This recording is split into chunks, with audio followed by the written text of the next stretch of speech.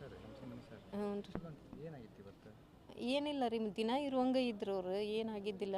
ಬೆಳಗ್ಗೆ ವಾಕಿಂಗ್ ಇಬ್ಬರು ಕೂಡ ಹೋದ್ವಿ ರೀ. ಬೆಳಗ್ಗೆ ಸ್ನಾನ ಗಿನ ಮುಗಿಸ್ಕೊಂಡು 7:30ಗೆ ಹೋದ್ವಿ.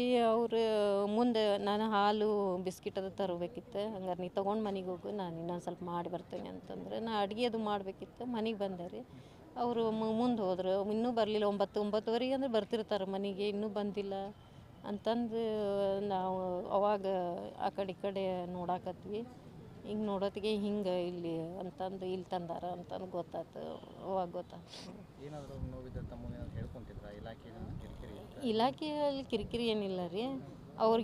ಅವ್ರಿಗೆ ಸ್ವಲ್ಪ ಸ್ಟ್ರೆಸ್ ಇದು ಆಗ್ತಿತ್ತು ಡ್ಯೂಟಿ ಮಾಡೋಕ್ಕೆ. ನನಗಾಗೋದಿಲ್ಲ ಅಂತಂದು ಸ್ವಲ್ಪ ಹಿಂಜರಿಕೆ ಮಾಡ್ಕೊತಿದ್ರು.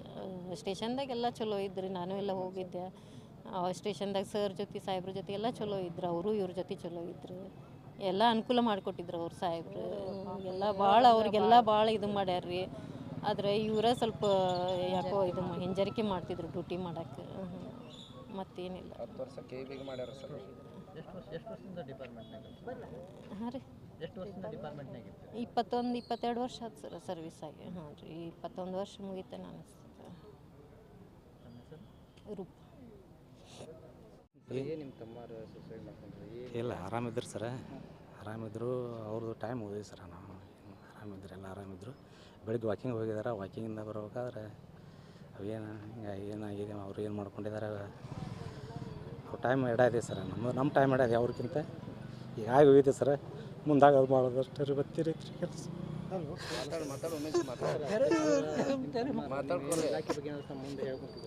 ಇಲ್ಲ ಏನಿಲ್ಲ ಅವರೆಲ್ಲ ಡ್ಯೂಟಿ ಮಾಡಿದ್ದಾರೆ ಸರ್. 20 ವರ್ಷ ಡ್ಯೂಟಿ ಮಾಡಿದ್ದಾರೆ. ಇಲಾಖೆ ಒಳಗೆ ಏನು ಪ್ರಾಬ್ಲಮ್ ಇಲ್ಲ ರೀ.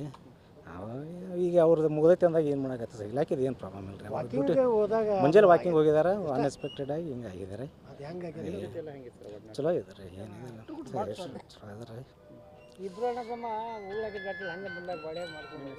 ನನ್ನ ಹೆಸರು ಉಮೇಶ್ ಹಂಚಿಮನಿ ಅಂತಂದ್ರೆ.